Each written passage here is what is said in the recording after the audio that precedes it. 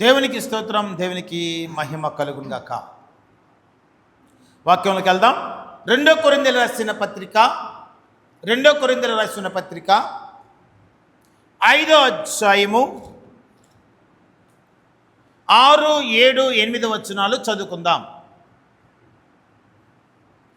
2 కొరింథీయులకు రాసిన పత్రిక 5వ అధ్యాయము 6, 7, 8 వచనాలు చదువుకుందాం. వెలిచూపు వలన కాక విశ్వాసం వలనే నడుచుకొనుచున్నాము గనుక ఈ దేహములో నివసించుచున్నంత కాలము ప్రభువునకు దూరముగా ఉన్నామని ఎరిగి ఉండి ఎల్లప్పుడూ ధైర్యము గలవారమై ఉన్నాము. 8 ఇట్లు ధైర్యము కలిగి ఈ దేహమును విడిచిపెట్టి ప్రభువునొద్ద నివసించుటకు ఇష్టపడుచున్నాము. చాలు. దేవునికి స్తోత్రం, దేవునికి మహిమ కలుగును గాక. ఈ వాక్యాన్ని బట్టి దేవుడు మనందరితో మాట్లాడలాగా 2 చేతులు పైకెత్తి దేవునికి స్తోత్రం చెల్లిద్దాం.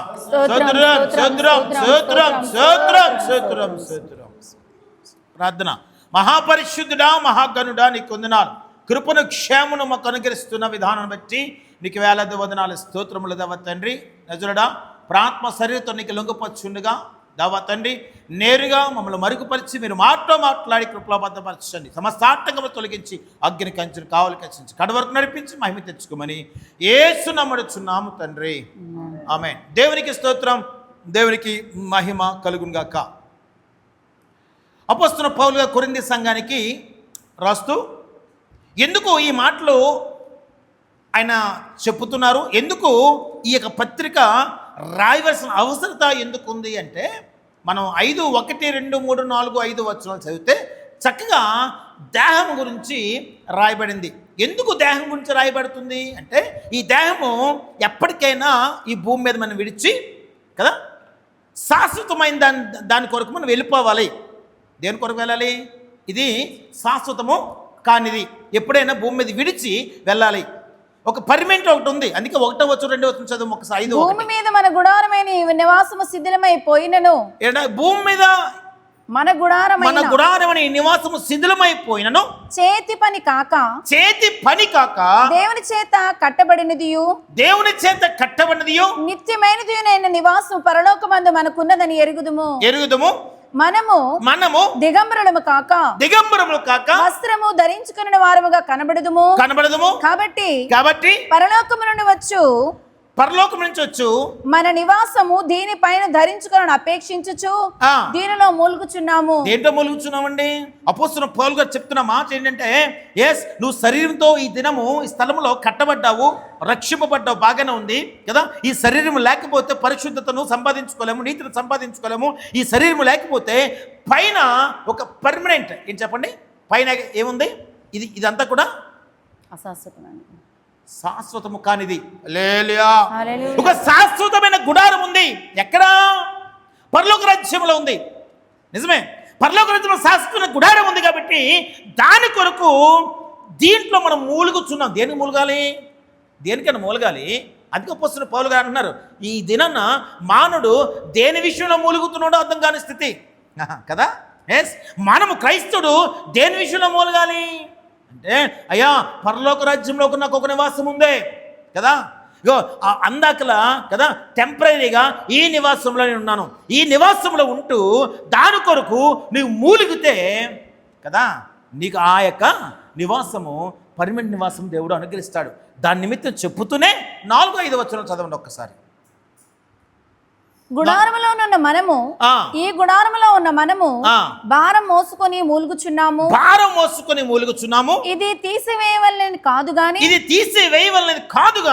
మర్చిపోయినది జీవము చేత మృంగివేయబడినట్లు ఆ నివాసమును దీనిపైన ధరించుకొన గోరుచున్నాము. దీని నిమిత్తము మనల్ని సిద్ధపరిచిన వాడు దేవుడే. మరియు ఆయన తన ఆత్మ అను సంచకరువును మనకు అనుగ్రహించి ఉన్నాడు. ఎందుకు ఈ మాట కంటిన్యూ చేస్తే 6వ వచనం కంటిన్యూ అయింది. హల్లెలూయా. ఆత్మ సంచకరువు. ఎందుకు సంచకరువు అంటే అర్థం ఏంటి? సూరిటీ. ఆల్రెడీ ఒక సూరిటీ మనకి దేవుడు ఆత్మ ద్వారా అనుగ్రహించాడు. ఈ ఆత్మ ఎక్కడ తీసుకెళ్తుందట? నేను పరిపూర్ణ చేసి పరలోక రాజ్యాన్ని తీసుకువెళ్తుంది. హల్లెలూయా, హల్లెలూయా. దాని కొరకు ఎవరు నడిపిస్తారంటే ఈ ఆత్మ నడిపిస్తుంది కదా. దాని కొరకే అపోస్తలుడు పౌలు గారు అంటున్నారు, వెలుచూపు వలన కాక విశ్వాసం వలన నడుచుకొనుచున్నాము అంటున్నాడు. హల్లెలూయా. ఎందుకని ఆ మాట అన్నాడు? ఈ దినం రక్షింపన్న నేను శరీరంతో ఉన్నాను కదా, ప్రాణం ఆత్మ శరీరంతో ఉండి కామ క్రోధ మదమత్సరాలతో ఉండి కదా, ఈ దినాన్న ఈ సంఘంలో ఉండి మోకరించి నేను ఈ భారం మోస్తూ మూలుగుతున్నప్పుడు అంట ఆత్మ నన్ను ఏం చేస్తుంది? మనకి సంచకరువుగా ఉన్నాడు కాబట్టి కదా, సూరిటీగా ఉన్నాడు కాబట్టి అది మనల్ని పరిశుద్ధపరిచి ఎక్కడ తీసుకెళ్ళాలి? హల్లెలూయా, పరలోక రాజ్యాన్ని తీసుకెళ్ళాలి. అందుకని 6వ వచనంలో మన మూలవాక్యంగా తీసుకున్న 6వ వచనం అంటాడు కదా, వెలుచూపు నాకు లేదో. వెలుచూపు అంటే అర్థం ఏంటి? తలపైకి ఎత్తాల.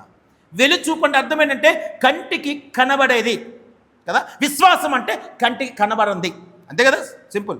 హల్లెలూయా, హల్లెలూయా. అంటే ఈ శరీరంలో ఉన్నంత కాలము కూడా మనం ఏం చేయాలి?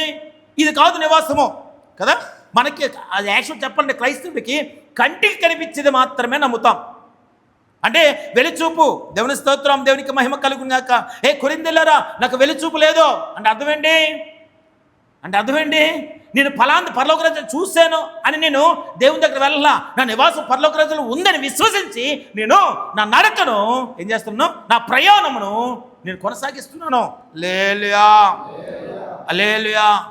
కానీ ఇక్కడ వెలుచూపు వల్ల నడచ్చు అంటే అర్థమేంటి? చూసిన దాన్ని బట్టి నడచ్చు కదా, విశ్వాసాన్ని బట్టి అనగా చూడలేని దాని గురించి కూడా నడవచ్చు. 2 నడకలు ఉన్నాయి ఇక్కడ. హల్లెలూయా, హల్లెలూయా. కానీ ఇది నేను క్రైస్తవుడు దేన్ని బట్టి నడుస్తున్నాడు అంటే నాకు కనబడాలి. ఇక్కడ వాక్యం చెప్తున్నట్టుగా అపోస్తలుడు పౌలు గారు నేరుగా సంఘంతో మాట్లాడినట్టుగా అన్నాడు, మేము వెలుచూపు వల్ల అయితే మాత్రము నడట్లా, ఎందుకంటే మాకు ఒక నమ్మకం ఉంది, ఆయన మమ్మల్ని సిద్ధపరుస్తాడు. దేవుని స్తోత్రం. ఈయన కూడా పరలోక రాజ్యం చూడలేదండి. అపోస్తలుల పనులు చూసారా? చూడలేదు. హల్లెలూయా, హల్లెలూయా. నిజమే, వెలుగును చూశాడు యేసుక్రీస్తు ప్రభువుని చూడలా. అద్భుతమైన విశ్వాసంతో కదా ఈ మాట పలుకుతున్నాడు. నిన్నను ఈ దిన క్రైస్తవ లోకాన్ని వెలుచూపు ఏలుబడి చేస్తుందా? అందుకంట వెలుచూపు అనే ఆత్మ అంటే చూసి నమ్మి ఆత్మ క్రైస్తవ లోకాన్ని ఏలుబడి చేస్తుందంట. హల్లెలూయా, హల్లెలూయా. అందుకే మనం సిద్ధపడడానికి ఈ దినాన ఈ స్థలానికి వచ్చాం, బాగానే ఉంది. కానీ మన చూపు అంతా ఎక్కడుందంట? ఎక్కడుంది? దేవుడు నా జీవితంలో చేస్తే, దేవుడు అంతే కదా, దేవుడు నా జీవితంలో చేస్తే, దేవుడు నన్ను చూస్తే, దేవునికి స్తోత్రం, దేవునికి మహిమ కలుగునుగాక. అందుకే 7వ వచనం అంటాడు కదా, ఈ శరీరం ఉన్నంత కాలము దేవునికి మీరు దూరస్తులుగా ఉన్నారు. అంతేనా? వాక్యం చదవం 7వ వచనం. కనుక ఈ దేహములో నివసించుచున్నంత కాలము, ఈ దేహములో నివసించున్నంత కాలము ప్రభువునకు దూరముగా ఉన్నామని ఎరిగియండి. ఎందుకు ఆ మాట అన్నాడు? అంటే ఈ దేహంలో ఉన్నంత కాలం ప్రభువుకు దూరంగా ఉన్నామా? ఎందుకు దూరంగా ఉన్నాము? ఎందుకు దూరంగా ఉన్నాము అని ఇంక దేహం విడిచిపెట్టలేదు కాబట్టి ఆ మాట అన్నాడు అక్కడ. అర్థమవుతుందా? అంటే అర్థమేంటి? నేను ప్రభువుకి కదా, నేను శరీరంతో ఉన్నప్పుడు లేదా ఆత్మీయ దూరంగా అయిపోయినా అట్లా శరీరంతో ఉన్నాను కాబట్టి ప్రభువుని ఇంకా చూడలేకపోతున్నాను కాబట్టి నేను విశ్వసిస్తున్నాను, చూడగలను. హల్లెలూయా, చెప్పండి. దేవుడు నన్ను ముట్టగలడు, నేను విశ్వసిస్తున్నాను. దేవుడు నాతో మాట్లాడగలడు, నేను విశ్వసిస్తున్నాను. హల్లెలూయా. ఈ శరీరంతో ఉన్నంత వరకు దూరంగా ఉన్నాం. ఒక్కసారి ఈ శరీరం విడిచి పైకి వెళ్ళగలిగితే దేవునితో మనము ఉండగలము. అటు విశ్వాసము క్రైస్తవ సంఘానికి ఉంటాయట. వెలుచూపు అన్నది అంటే అర్థం ఏంటి? చూసి విశ్వసించే కంటే చూడక నమ్మని వాడు ధన్యుడని వాక్యం చెప్పబడుతుంది. హల్లెలూయా. అందుకే అంటున్నాడు ఆ 7వ వచనం కంప్లీట్ చేయము. గనుక ఈ దేహములో నివసించున్నంత కాలము ప్రభువునకు దూరముగా ఉన్నామని ఎరిగి ఉండియు ఎల్లప్పుడూ నువ్వు ధైర్యం గలవారమై ఉన్నాము.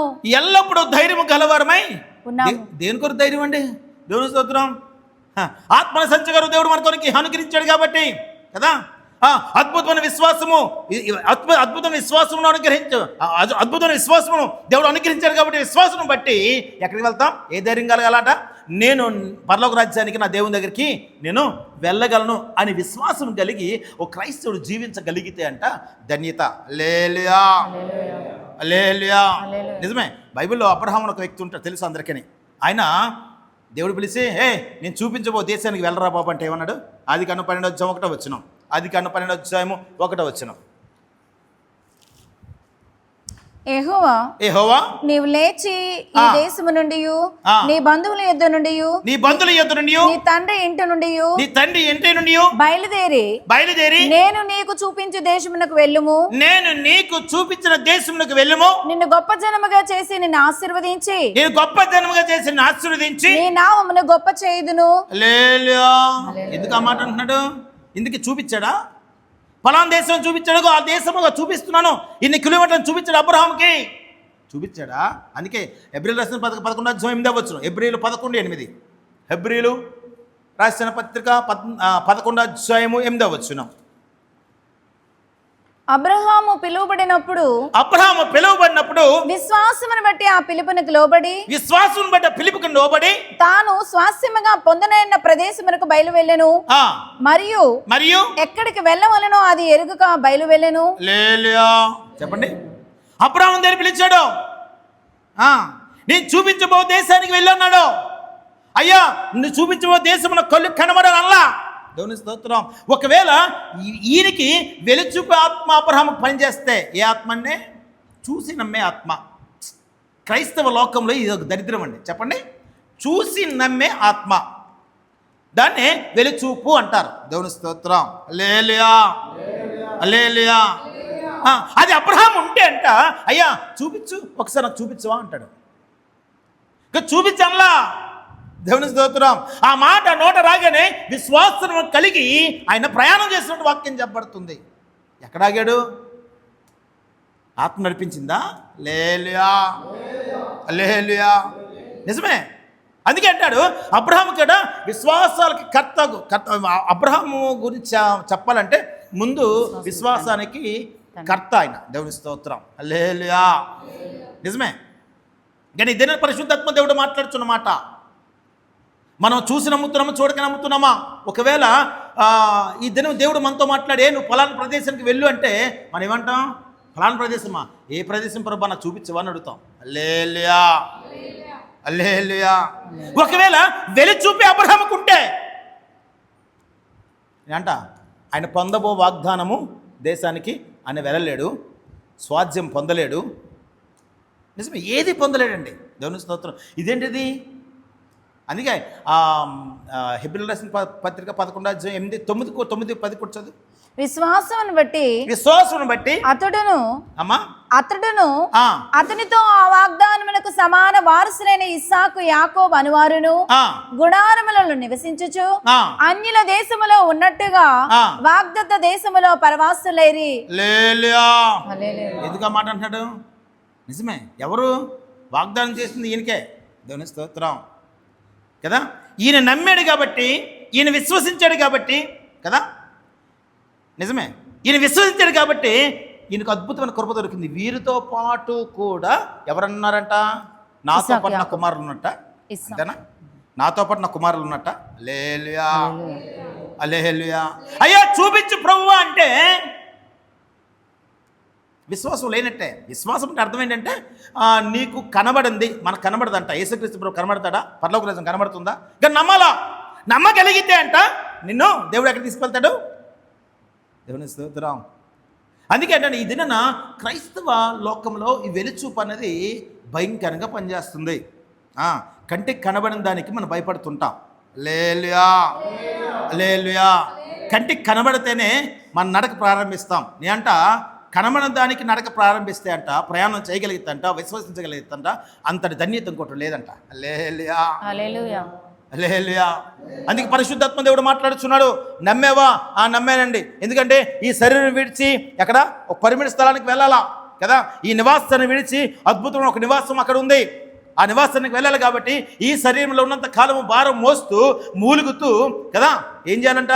మనకు పరిపూర్ణత సంపూర్ణత చేసుకోగలిగితే అంట నూతన కృప మనం పొందుకున్నట్టే. హల్లెలూయా, హల్లెలూయా.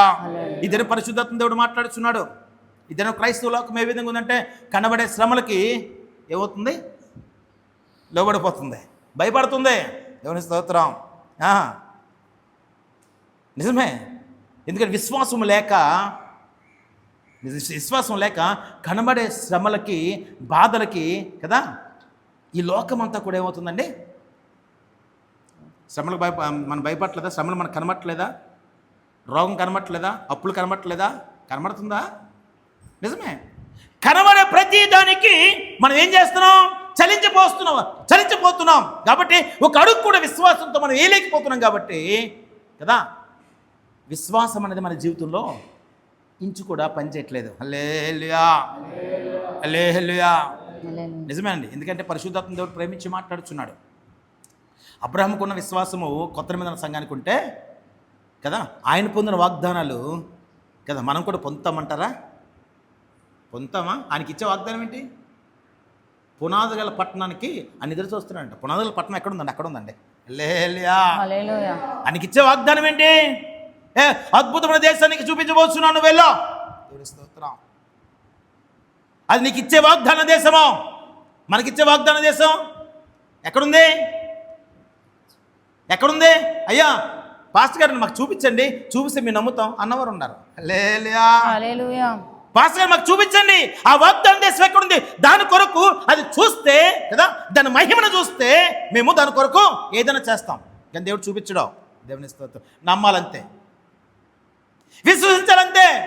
ఎస్, ఒకవేళ చూసి నడిస్తే అంట అది నువ్వు ధన్యుడువు కానేరవు. హల్లెలూయా, హల్లెలూయా.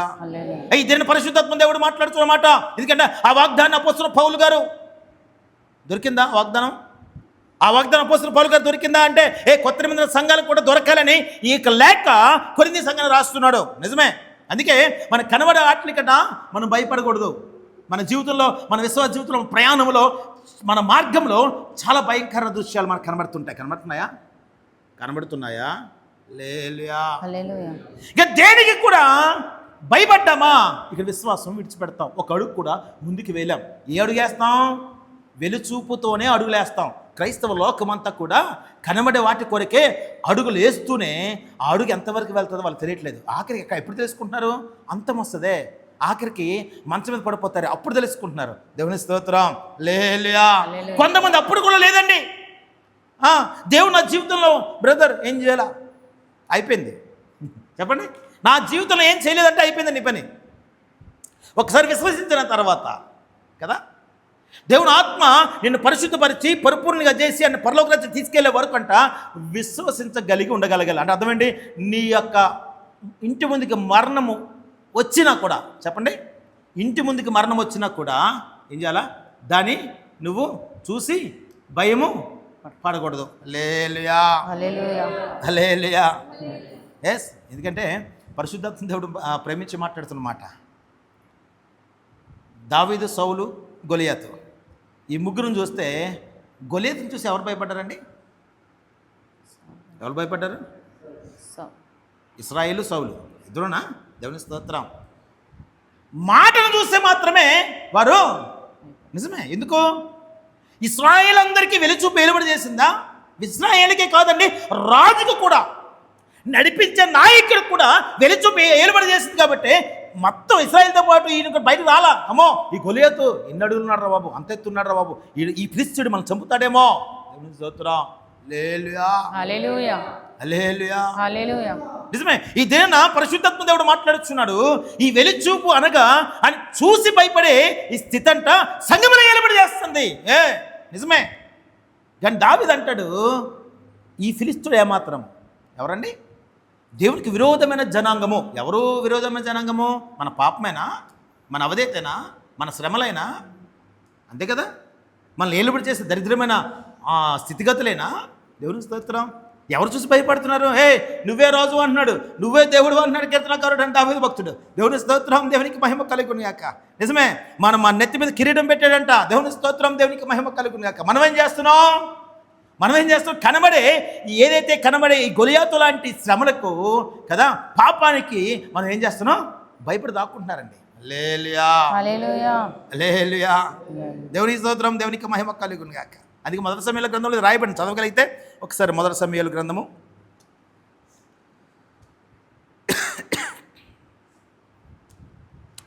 17:11 చదువు.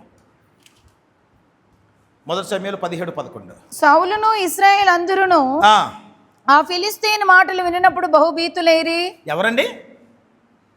సౌలును ఇశ్రాయేలీయులందరూను బహుభీతులైరా. దేనికి భీతులైరి అంటే ఆకారం చూసా, తలబైగా తల ఆకారం చూసా. దేవుని స్తోత్రం. అందుకే అంట క్రైస్తవ జీవితంలో అంట ఇటువంటి గొలియాతులు అన్నవారు చాలామంది వస్తారు, నేను కాదంట్లా. ఎందుకంటే ఇందులో నివసిస్తున్న ఈ గుడారంలో నివసిస్తున్న మన ఆత్మ అంట ఎక్కడికి వెళ్ళాలి? అపోస్తలుడైన పౌలు గారు అంటగా ఒక పర్మనెంట్ పైన ఉంది. దేవుని స్తోత్రం. పరలోక రాజ్యం వెళ్ళాలా.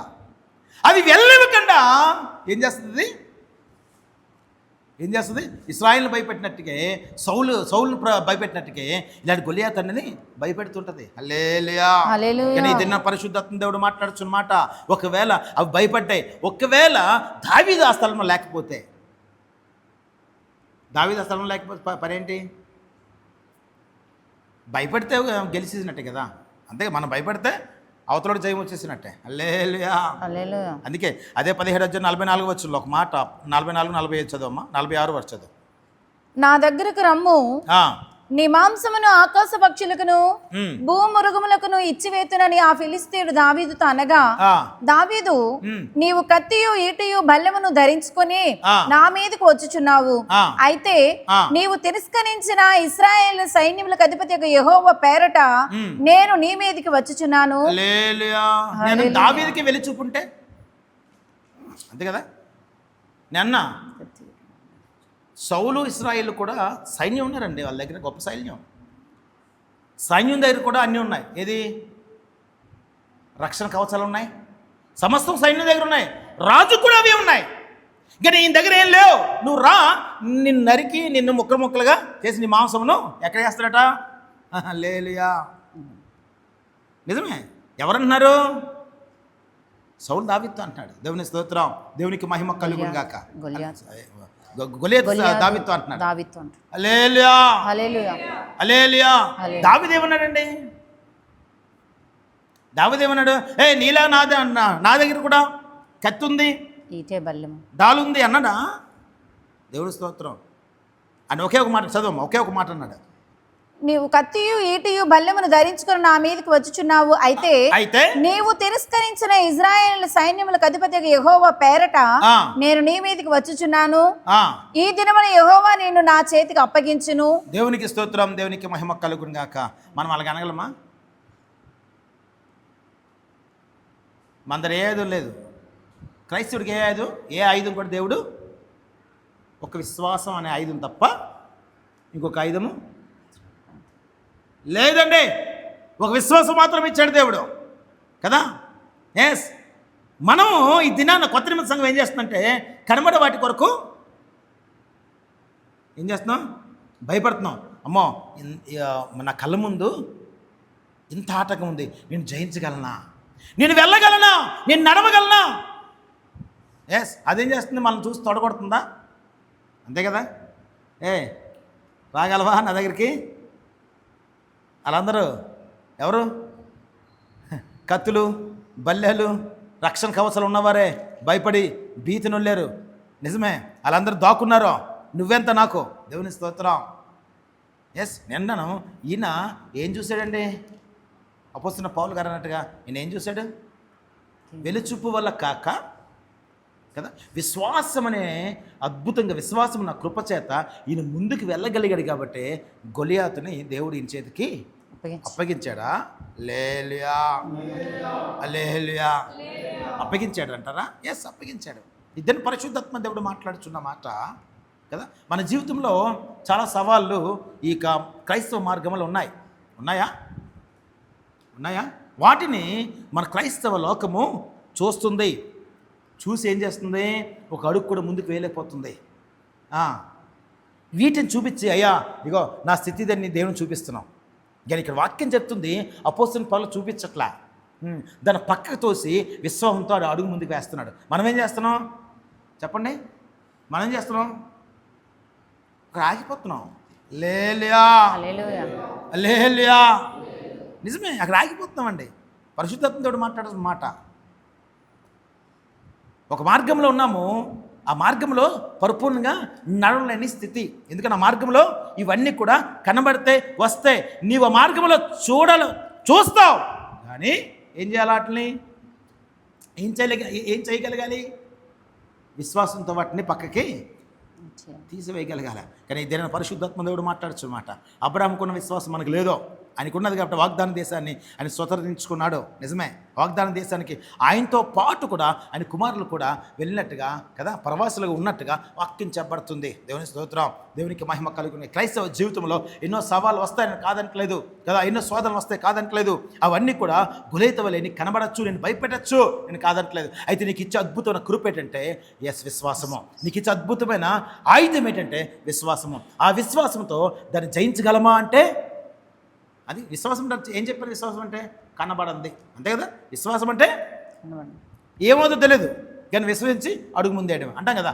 దేవుడు ఉన్నాడు, నువ్వు అడుగు ముందే వేయగలమా?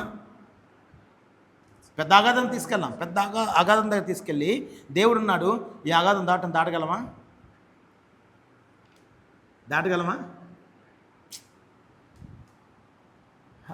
ఈ అగాధం మీద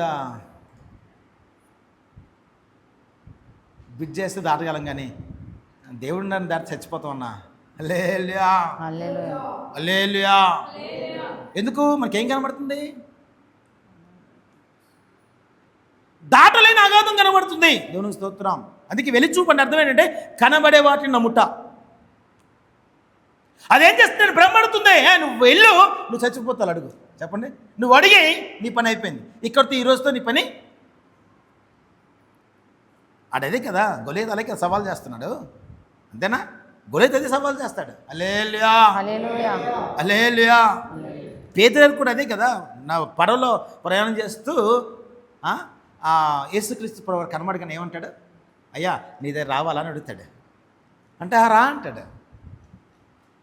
2 అడుగులు పడవలో తీసి సముద్రం మీద 2 అడుగులు నడుస్తాడండి. 3వ అడుగుకి గాలికి దేని చూస్తాడట? ప్రభుని చూడడం అనేసి ఆ తుఫాను గాలిని చూసి మునిగిపోతాడు. అయ్యా నేను చచ్చిపోతున్నాను అనగానే మీరు చెయ్యి అందిస్తాడు. హల్లెలూయా, హల్లెలూయా. అంటే వెలుచూపు వల్ల నడచ్చు, కానీ ఇప్పుడు మునిగిపోతే తెలియదు. దేవుని స్తోత్రం. ఎంతవరకు? ఒక్కసారి నువ్వు చూస్తే, నువ్వు నడిచే మార్గం నువ్వు చూస్తే అంట నీకు భయం వస్తుంది. విశ్వాసం తప్పిపోతే నా ముందు యేసుక్రీస్తు ప్రభువు ఉన్నారని మనం ఏం చేస్తాం? అది మత్తయి సూత్రంలో రాయబడింది కదా. రిఫరెన్స్ తీసారా? చెప్పాలా? మత్తయి సువార్త 14వ అధ్యాయం అనుకుంటా. మత్తయి సువార్త 14వ అధ్యాయం 28వ వచనం నుంచి చదవండి ఒకసారి. పేతురు, ప్రభువా నీవే అయితే నీళ్ళ మీద నడిచి నీ యొద్దకు వచ్చుటకు నాకు సెలవిమ్మని ఆయనతో అనేను. ఆయన రమ్మనిగానే పేతురు దోణి దిగి యేసునొద్దకు వెళ్ళుటకు నీళ్ళ మీద నడిచిన గాని గాలిని చూచి భయపడి మునిగిపోసాగి ప్రభువా నన్ను రక్షించమని కేకలు వేసెను. ఏమన్నాడు? హల్లెలూయా, హల్లెలూయా. ఇప్పుడు మన జీవితం కొత్త నిబంధన సంఘంలో ఉన్న కట్టబడిన మనందరం కూడా అదే విధంగా ఉన్నామేమో. నిజమే, అద్భుతమైన విశ్వాసం పడవలో ఉన్నాం, మంచిదే. రక్షణ పడవలో ఉన్నాం, నేను కాదంటలేదు. అది ఎక్కడుంది? మహాసముద్రం మీద అగాధంలో ఉంది. దేవుని స్తోత్రం. మహాసముద్రం మీద ప్రయాణం చేస్తుంది. మన ప్రయాణం అలాగే ఉంది. ఎస్, కానీ ఒక దినాన్ని యేసుక్రీస్తు మనకి ఏం చేశాడు? కనబడ్డాడు. కనబడి ఈయనేమన్నాడు? నిజం, మనం కూడా కనబడిన వాటికి యేసుక్రీస్తు కనబడి పరిగెడతాం. అగాధం లేదు, గిగాధం లేదు. కానీ అక్కడ వెలుచు పనిచేసిందా? పనిచేసింది దానికి. నిజమే, 2 వెలుచులు పనిచేశాడు. ఒకటి యేసుక్రీస్తుని చూశాడు, ఉన్నాడు కదని బయలుదేరాడు. ఇంకొక వెలుచు పెట్టి గాలిని చూసిపోయాడు. దేని చూడదు దాన్ని చూశాడు. లేలయా, యేసుక్రీస్తు కనబడుతున్నా కూడా ఈయన ఏమైపోయాడు? దేవుని స్తోత్రం. ఈ వెలుచూపు విశ్వాసం తినేసింది అనొచ్చా? ఈ వెలుచూపు విశ్వాసాన్ని దేవుని స్తోత్రం, దేవుని స్తోత్రం, దేవునికి మహిమ కలుగుగాక. ఈ వెలుచూపు చూసిన ప్రతిబింబం ఏదైతుందో, యేసుక్రీస్తు ప్రభువారు చూసిన ఆ యొక్క ప్రతిబింబం ఏదైతుందో ఈ వెలుచూపు ఓడించేసింది అనొచ్చు. ఎదుర్కొంటున్నాడు కదా రక్షకుడు. అవునా? ఉన్నాడా లేదా? గాలిని ఎందుకు చూడాలినా? భయపడ్డాడో? నిజమే. ఈ దినాన పరిశుద్ధాత్మ దేవుడు మాట్లాడుతున్నమాట. మన స్థితిగతులు, క్రైస్తవ లోకం మన స్థితిగతులు అదే విధంగా ఉన్నాయి అంటే ఎస్, అదే విధంగా ఉన్నాయి. దేవుని నమ్ముకున్నాం, నేను కాదంటలేదు. ఎస్, దేవుని నమ్ముకున్నాం, కాదంటలేదు. కానీ సేమ్ ఎవరో ఈ పేతుల్లాగే. నిజమే. ఇదేనా పరిశుద్ధాత్మ దేవుడు మాట్లాడుతున్నమాట. శ్రమ ఉందా? ఉంది. అప్పులున్నాయా? ఉన్నాయి. బాధలున్నాయా? ఉన్నాయి. ఎవరికి చెప్పుకోలేని బాధలు ఉన్నాయంటే ఉన్నాయి, చాలా ఉన్నాయి. దాంతో నువ్వు ప్రయాణం చేస్తున్నావు. నువ్వు విశ్వాసంతో ప్రయాణం చేస్తే ఒక దినాన ఇవన్నీ కూడా ఏమవుతాయంట? ఒక దినాన్ని ఇవన్నీ అవుతాయి. ఒకవేళ విశ్వాసంతో ప్రయాణం చేయలేకపోతే వాటి కాసి చూస్తూ ప్రయాణం చేస్తే కొంతకాలానికి నువ్వు ప్రయాణం చేసే మార్గంలోనే మునిగిపోతావు. ఆయన దేవుడు రక్షించాడు అయ్యా అని నిన్ను రక్షిస్తాలో తెలియదు. లేలుయా. ఎందుకు? ఎదురుగుండా ఉన్నాడు కాబట్టి. అని పేతురు గారు చూసినా కూడా విశ్వాసం లేదు, నా ప్రభు నన్ను రక్షిస్తాడని. అవునా? మన జీవితంలో కూడా చాలామంది మనం చూస్తున్న క్రైస్తవ లోకంలో కదా అద్భుత కార్యాలు చేస్తాడు దేవుడు కొందరి జీవితంలో కదా. ఈ సంవత్సరం అద్భుత కార్యం చేస్తాడు, రెండో సంవత్సరం ఏమవుతాం మనం? కార్యం చూసి కూడా రెండో సంవత్సరము వెలుచు మన జీవితంలో పనిచేస్తుంది. చూసిన దానికే మనం ఏం చేస్తాం? నమ్ముతాం. దేవుని స్తోత్రం. దేవుని చేయమనండి, మేము చూస్తాం. హల్లెలూయా, హల్లెలూయా. నిజమేనండి. ఎందుకంటే పరిశుద్ధాత్మ దేవుడు ప్రేమించి ఏం మాట్లాడుతున్నమాట. ఒక అద్భుతమైన ఒక పెద్ద నావలో చాలామంది ప్రయాణం చేస్తున్నారు. సగం దూరం వెళ్ళారంట. సగం దూరం వెళ్ళేటప్పటికి ఈ గాలి తుఫాను అవి పడవ మునిగిపోద్దా అన్న టైప్లో వచ్చేసింది. ఈ ప్రజలందరూ కంగారు పడుతున్నారు. ఒక వ్యక్తి మాత్రం కంగారు పడలేదట. చక్కగా హ్యాపీగా కూర్చున్నాడు. అయ్యలే, నీకు బాధ లేదా, చింత లేదా? ఈ పడవ అంతా మునిగిపోతుంది, అయిపోయింది దీని పని అంటే. నేను దానికే చూడలేదు కదా. ఈ పడవ నడిపే కెప్టెన్ నావికుడు నా తండ్రి. ఒకే మాట అండి. ఈ పడవ నడిపే కెప్టెన్ ఎవరు? నావికుడు నా తండ్రి. నా తండ్రి ఏ విధంగా తీసుకెళ్తా నాకు తెలుసు. అందుకే నేను వచ్చే అలలు కాసి కానీ తుఫాను కాసి కానీ నేను చూడలా. ఒకరు చూసినా నేను భయపడను. ఎందుకు? నా తండ్రి గమ్యానికి చేర్చగలని అద్భుతమైన విశ్వాసం ఉంది. అందుకే హ్యాపీగా నేను కూర్చున్నా. వచ్చి అంటారట, నీకు చింత లేదా? దేవుని స్తోత్రం. నాకు చింత లేదు, ఎందుకంటే నాకు నడిపేవాడు నా తండ్రి కాబట్టి, నన్ను గమ్యాన్ని చేర్చేవాడు నా తండ్రి కాబట్టి. దేవుని స్తోత్రం. దేవునికి మహిమ కలుగును గాక. ఇదన్న పరిశుద్ధాత్మ దేవుడు మాట్లాడుచున్న మాట. అట్టి మాట మనం ఎప్పుడైనా మోకరించి దేవునితో అనగలిగామా? అయ్యా, ఈ జీవితాన్ని నడిపించింది నీవు కాబట్టి. నిజమే, ఈ జీవితాన్ని నడిపించింది నీవు కాబట్టి నేను దేనికి బెదరనయ్యా, కృప అనుగ్రహించు. నువ్వు గమ్యానికి చేర్చగలవు, సమస్తాన్ని శ్రమను తీర్చగలవు, సమస్తమును ఇవ్వగలవు. దేవుని స్తోత్రం. ఎప్పుడైనా అట్టి విశ్వాసంతో ప్రార్థన చేయగలిగామా? శ్రమస్తే ప్రార్థన రాదండి. ఈ కుర్రకి గలిబి లేదట, కింద శ్రమ ఉంది అని యాక్చువల్ చెప్పి మురిగిపోద్ది. ఇంక నమ్మకం ఏంటి? ఈ వాడ కెప్టెన్ నా తండ్రే, నాకు నమ్మకం ఉంది గమ్యానికి చేర్చగలని. ఇలాంటి పడవలు ఎన్నో చేర్చాడు. దేవుని స్తోత్రం. కాబట్టి నాకు కంగారు లేదు, మీరు కంగారు పడకండి. వాళ్ళకి ఒడ్డు వరకు వెళ్ళే వరకు, గమ్యస్థానికి వెళ్ళే వరకు వాళ్ళకి నమ్మకం లేదు. ఇందుకు ఈ నావ వెళ్తుందో వెళ్దాం. దేవుని స్తోత్రం. హల్లెలూయా, హల్లెలూయా, హల్లెలూయా. నిజమే. ఈ పేతురు కూడా అంతే, సరదా పడ్డాడు కనబడగానే. అయ్యా, నేను నీలాగా నీళ్ళు నన్నా అంటాడు. నడు రా అంటాడు. నడు రా అనగానే కనబడ్డాడు. యేసుక్రీస్తు ప్రభు ముందున్నాడు. అలలు, గాలి, తుఫాను వెనకనుంది. మధ్యలో నడుతున్నాడు. 3 అడుగులు వేసాడు. నడిచాడు. నడిచిన తర్వాత ఒక్కసారి అలక చూసి ఏమేంటంట? భయపడి మునిగిపోసాగి. నీ భయం నిన్ను ముంచేసింది అంటాం కదా. నీ భయం నేను తెందరా బాబు అంటాం. హల్లెలూయా, హల్లెలూయా, హల్లెలూయా. అందుకే క్రైస్తవ జీవితంలో కదా శ్రమ వస్తుంది, రాదని వాక్యం చెప్పట్లేదు. బాధలు వస్తాయి, రావని చెప్పట్లేదు. అనేక ఇబ్బందులు వస్తాయి, రావని చెప్పట్లేదు. అవి నీకు ఒక గొలియాతులా కనబడచ్చు కదా, గాలి తుఫాను వల్ల కనబడచ్చు. కానీ ఒకవేళ బైబిల్లో అపొస్తలులు పౌలు చెప్పినట్టుగా వెలుచూపు నీలో పనిచేస్తే అంట, నిన్ను అది ముంచేస్తుంది, అది నిన్ను పాడు చేస్తుంది. జాగ్రత్త. హల్లెలూయా, హల్లెలూయా, హల్లెలూయా. అందుకే కొంతమంది కొన్ని కుటుంబాలని చూస్తే అద్భుతం కట్టబడతారండి. వాళ్ళ జీవితంలో అనేక కార్యాలు చేస్తాడు దేవుడు. కానీ వాళ్ళు ఉన్న వెలుచూపని ఆత్మ ఉండడం వల్ల వారు దేవుడి నుంచి తొలగేసి కొన్ని వందల కుటుంబాలు తొలగిపోయాయి తెలుసా. క్రైస్తవ జీవితంలో కొన్ని వందలకు. ఎందుకు? వాళ్ళ జీవితంలో కనబడాలా, దేవుడి కార్యము కనబడాలి. దేవునిస్తూ కనబడితే ఇంకోటి ముందు వేస్తారు.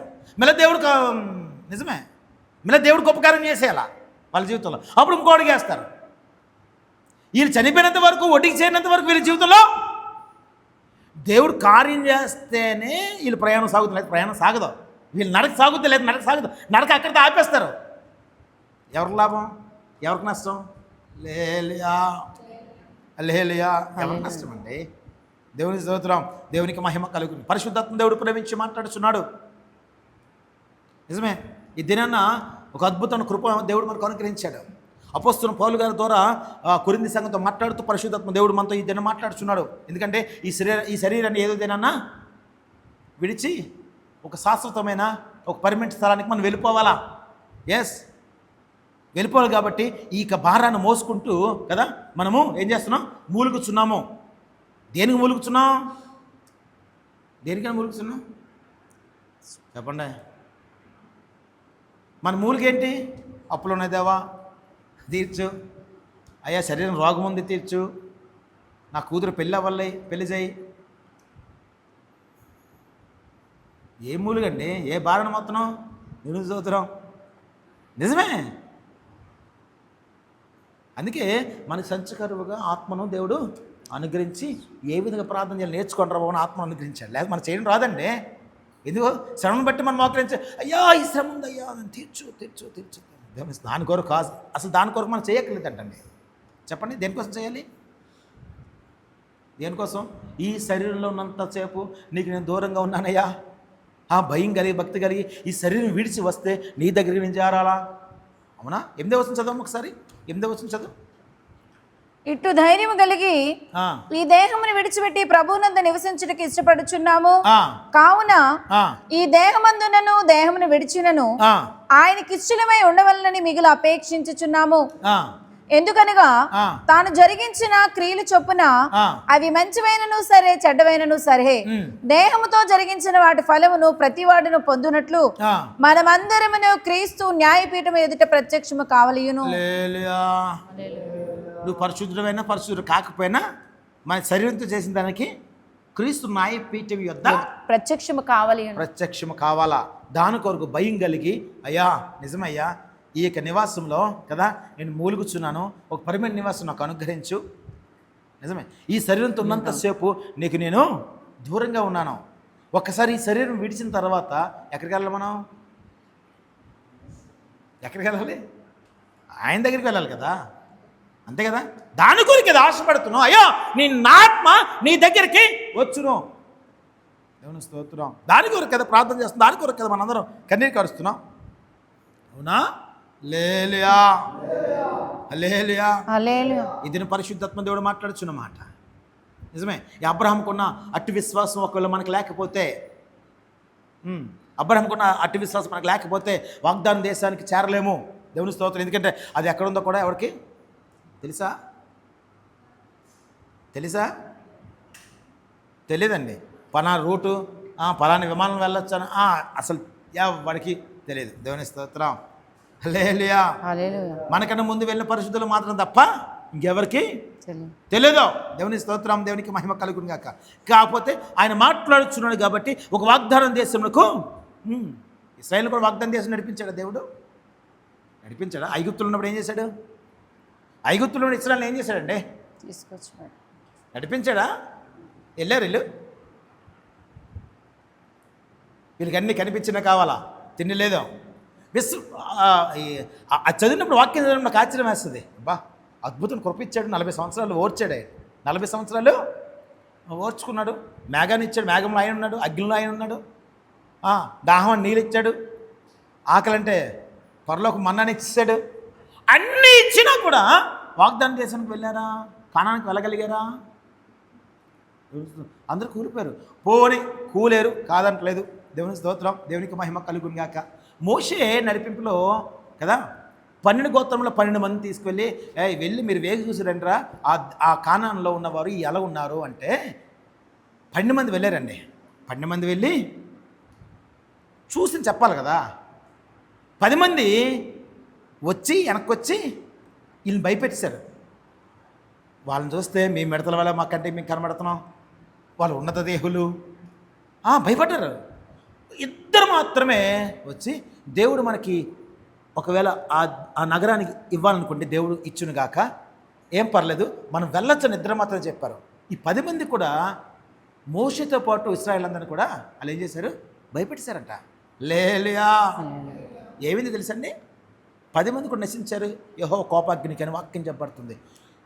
ఇద్దరు మాత్రమే వెలుచు పంచలేదు వీళ్ళిద్దరికి, వీళ్ళిద్దరు మాత్రమే కదా మోషేతో వీళ్ళిద్దరు మాత్రమే చూస్తున్నారు, వారు రక్షింపడ్డారని వాక్యం చెప్పబడుతుంది. ఒకసారి తీయని సంఖ్యాకాండంలో ఆ మాట ఉంటుంది, మనం చదవగలిగితే. సంఖ్యాకాండము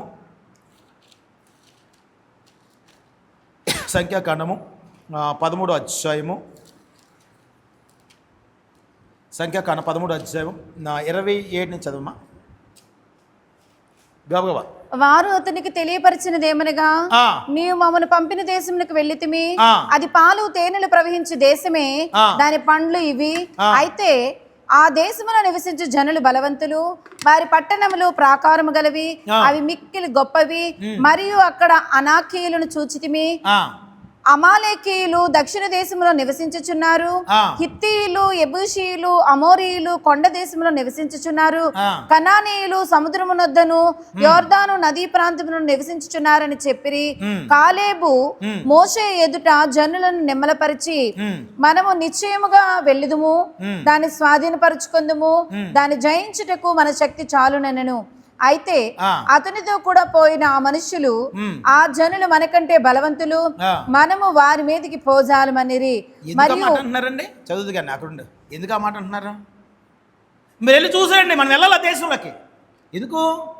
వాగ్దానం చేశాడు కదా, మీకు ఆ దేశాన్ని ఇవ్వబోతున్నాను, మీరు వెళ్ళండి, ఎందుకంటే ఆ దేశంలో పాలు తేనెలు ప్రవహిస్తాయి. దేవుని స్తోత్రం. వెళ్ళిపోయారండి సగం దూరం, నశించిపోయారు, మిగిలిన వారు వెళ్ళారు, 12 గోత్రంలో వారు వెళ్ళారు. దేవుని స్తోత్రం. మోషే ఏం చేశాడంటే 12 గోత్రంలో ఒకరిని తీసి 12 మందిని పంపించాడు. ఇల్లు ఒక్కసారి వేగి చూసారండి. వేగ అంటే అర్థం ఏంటి? యుద్ధానికి వెళ్ళే ముందు ఏం చేస్తారు, గూఢచార్యం. ఒక మాట మన మాటలో వీళ్ళందరూ గూఢచారులు అనమాట. వెళ్ళి ఒకసారి టెస్ట్లు చేస్తారండి, వాళ్ళ గోడ ఎంత, హైట్ ఎంత, వాళ్ళ యొక్క బలం ఎంత కదా, వాళ్ళ తెలివి ఎంత, జ్ఞానం ఎంత, వాళ్ళకున్న యుద్ధ నైపుణ్యం ఏంటి అని మారువేషంలో వెళ్ళి కనుక్కుంటారు వీళ్ళందరూ. హల్లెలూయా. ఎల్లవైతే వెళ్ళారు, వాళ్ళని చూసి భయం వేసిందట. వాళ్ళంతా ఉన్నత దేహులట, ఉన్నతమైన దేహం గలవారట. అంటే ఒకరు 6 అడుగులు అనుకుంటా. దేవుని స్తోత్రం. వాళ్ళు ఆ ప్రహారాన్ని చూసి వీళ్ళు భయపడిపోయారు. దేవుని స్తోత్రం, దేవునికి మహిమ కలుగును గాక. తిరిగి వచ్చి ఏమంటున్నారట, వాళ్ళ గురించి చెప్పడం స్టార్ట్ చేశారు. కానీ ఇక్కడ ఇద్దరు మనుషులు మాత్రమే దేవుడు మనకి ఆ నగరాన్ని ఇస్తాడు కాబట్టి మనం వెళ్ళాలంటే ఆ మాటను కొట్టేస్తారు వీళ్ళు. చదవం ఒకసారి. ఆ జనులు మనకంటే బలవంతులు, మనము వారి మీదకి పోజాలమనిరి. మరియు వారు తాము సంచరించి చూసిన దేశమును గూర్చి ఇశ్రాయేలుతో చెడ్డ సమాచారము చెప్పి, మేము సంచరించి చూసిన దేశము తన నివాసులను భక్షించు దేశము, దానిలో మాకు కనబడిన జనులందరూ ఉన్నత దేహులు, అక్కడ నెఫిలీయులు సంబంధులైన అనాకు వంశపు నెఫిలీయులను చూచితిమి, మా దృష్టికి మేము మిడతల వలె ఉంటిమి, వారి దృష్టికి అట్లే ఉంటిమనిరి. ఎవరన్నారన్నమాట? ఈ 10 మంది అంటున్న మాట. మా దృష్టికి మేము మిడతల, మనం అనుకుంటాం కదా, ఎవరైనా చూస్తే మనం దేనికి పనికిరాం రా అనుకుంటాం. ఈయన అనుకున్నారు, మా దృష్టికి మేమే మిడతల వాళ్ళు కనబడ్డాం. అమ్మాబోయ్, ఆ నగరాన్ని, ఆ దేశాన్ని కదా, ఆ ప్రదేశాన్ని మేము గెలవడం చాలా కష్టం, యుద్ధం చేయడం మనం వెళ్ళలేమయ్యా అంటారు. దేవుని స్తోత్రం. చదవమ్మా. అప్పుడు ఆ సర్వ సమాజం ఎలుగెత్తి కేకలు వేసెను, ప్రజలు ఆ రాత్రి ఎలుగెత్తి ఏడ్చిరి. మరియు ఇశ్రాయేలీయులందరూ మోషే అహరోనుల పైన సనుగుకొనిరి. ఆ సర్వ సమాజము, అయ్యో ఐగుప్తులో మేమేల చావలేదు, ఈ అరణ్యమందు మేమేల చావలేదు. వాళ్ళని చెప్పించుకుంటున్నారు. మనం కూడా మోకరించి ఏం చేస్తాం, చెప్పించుకుంటాం. మనం చెప్పించుకుంటాం కదా ఒక్కొక్కసారి. దరిద్రం యాదవ బతుకు సచ్చినా బాగున్నాం అనుకుంటాం కదా. ఎందుకు ఏదో బతుకు, చచ్చిపోయినా బాగున్నాం, దేవా మరణాన్ని ఇచ్చే ఏడి ఆయన మన అడిగితే ఇచ్చేద్దరు మరణాన్నే. లేలుయా. వీళ్ళదే చేస్తున్నారు. అయ్యా నేను పోరాడలేకపోతున్నాం, ఐగుప్తులో చచ్చిపోవాల్సింది కదా, మేమెందుకు ఇంతవరకు వచ్చాం. లేలుయా. ఆఖరికి ఆ 10 మందికి మరణం వచ్చిందంట. సంఖ్యాకాండం 14:6 చదవము ఒకసారి. సంఖ్యాకాండం 14 6, 7. అప్పుడు దేశమును సంచరించి చూచిన వారిలో నుండి నా నూను కుమారుడును యెహోషువయు యెఫున్నె కుమారుడైన కాలేబులు బట్టలు చింపుకొని ఇశ్రాయేలీయుల సర్వ సమాజముతో మేము సంచరించి చూచిన దేశము మిక్కిలి మంచి దేశము, యెహోవా మన యందు ఆనందించిన ఎడల ఆ దేశములో మనల్ని చేర్చి దానిని మనకిచ్చును, అది పాలు తేనెలు ప్రవహించు దేశము. మెట్టుకు మీరు యెహోవా మీద తిరగబడకుడి, ఆ దేశ ప్రజలకు భయపడకుడి, వారు మనకు ఆహారం అగుదురు, వారి నీడ వారి మీద నుండి తొలగిపోయెను. ఎవరన్నారన్నమాట? ఎవరన్నారు? ఇద్దరు మాత్రమే. పేర్లేంటి ఇద్దరు పేర్లు? యెహోషువయు యెఫున్నె కుమారుడైన కాలేబు. యెహోషువ కాలేబు మాత్రమే ఏం చెప్పారు? వాళ్ళకి వెలుచూపు పనిచేయాలా. ఏ చూపు పనిచేసింది? అద్భుతమైన విశ్వాసం. ఎందుకంటే దేవుడు మాకు ఇస్తా అన్నాడు. దేవుడు నా జీవితంలో చెప్పండి చేస్తా అన్నాడు. నన్ను పైకి ఎత్తుతా అన్నాడు.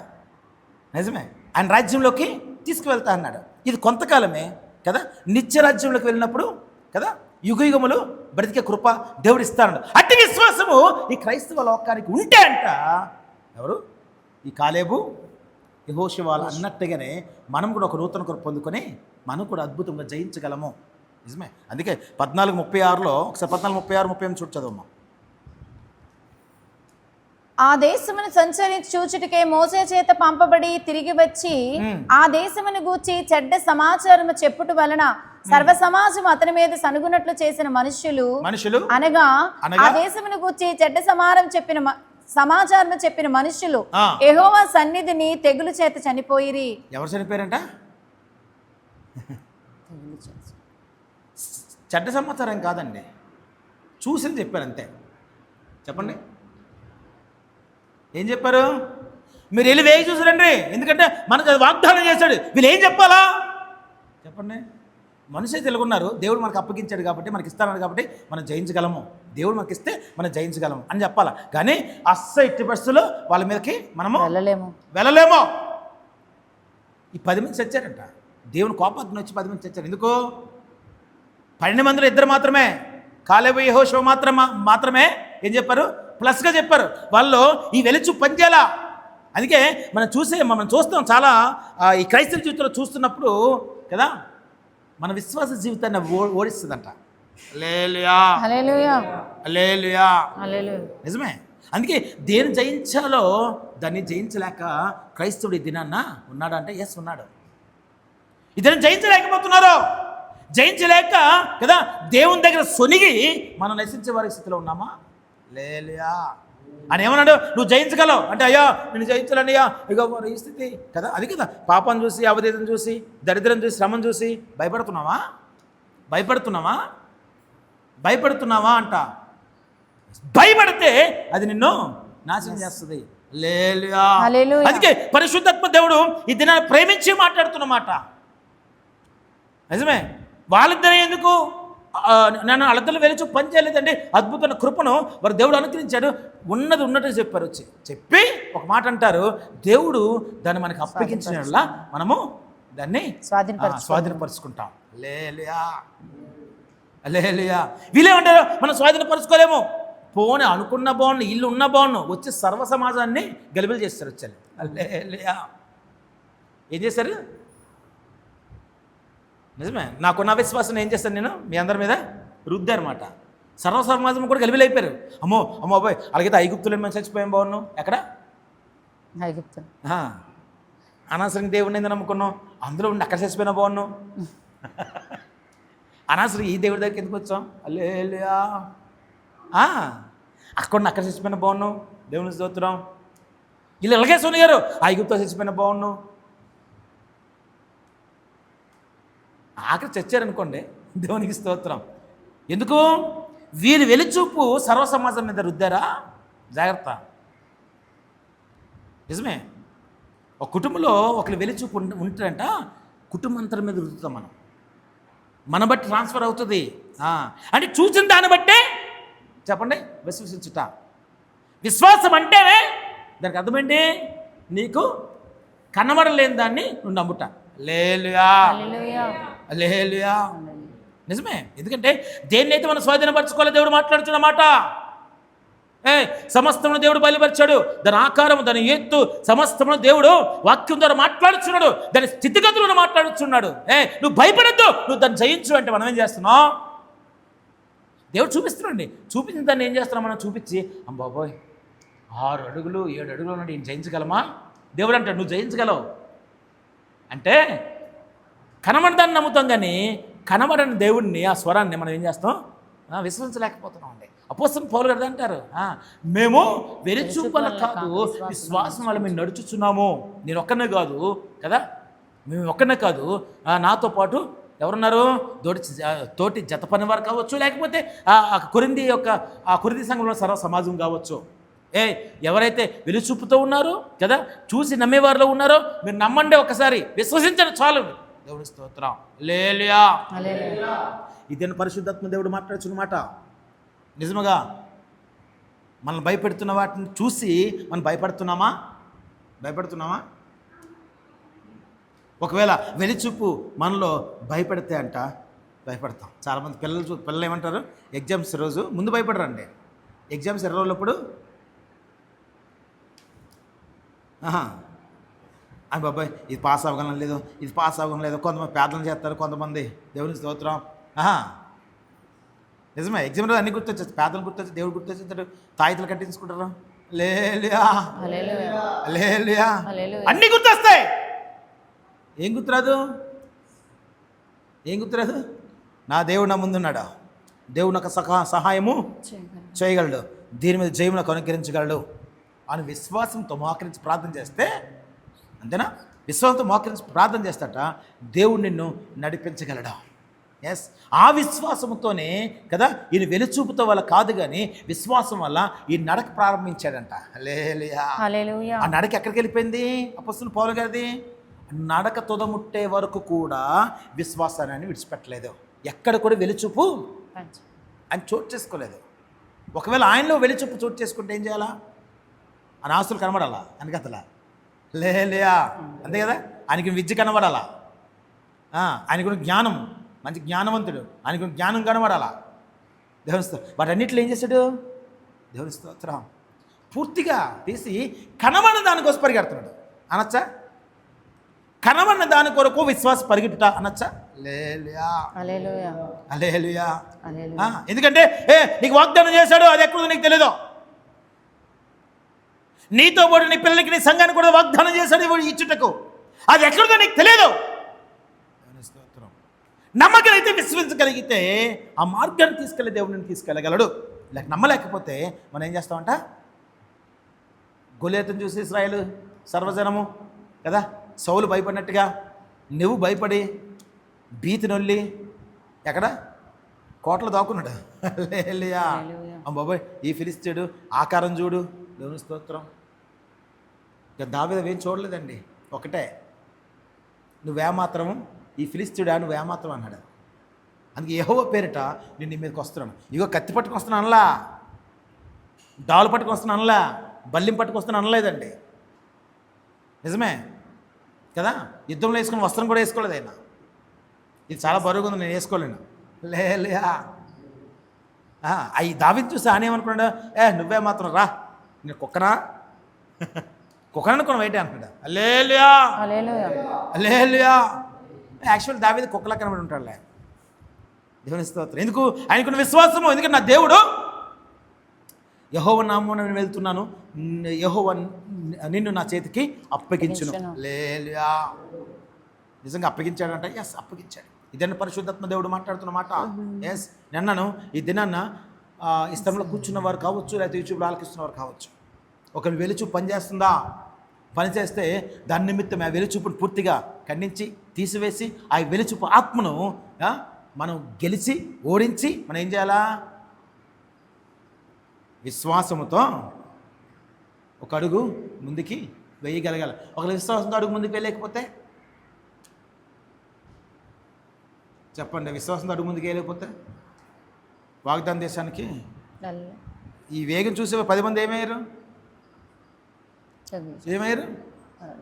అది విశ్వాసంతో అలా చూడడానికి వెళ్ళారు, వాళ్ళ స్థితిగతులు చూడడానికి వెళ్ళారు, చూశారు, భయపడి వీళ్ళ దృష్టికి వీరే మిడతల్లా కనబడ్డారు.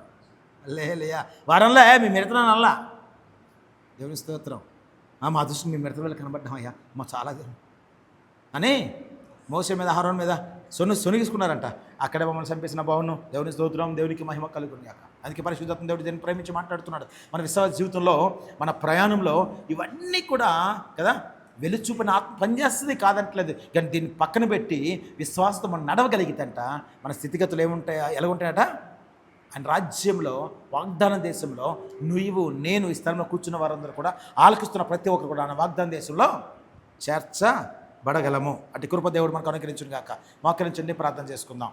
సూత్రం సూత్రం సూత్రం సూత్రం సూత్రం సూత్రం సూత్రమయ్యా సూత్రం సూత్రం సూత్రం సూత్రం సూత్రమయ్యా సూత్రం.